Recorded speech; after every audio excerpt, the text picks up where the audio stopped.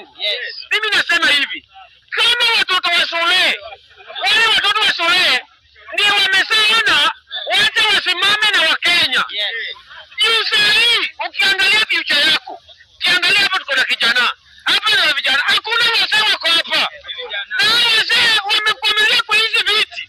Sisi tutaingia siku gani? Niliona huku kuseneta hapa tu. Sija nenda Cheriot, sija naitwa nani? Cheriot anaongea mbaya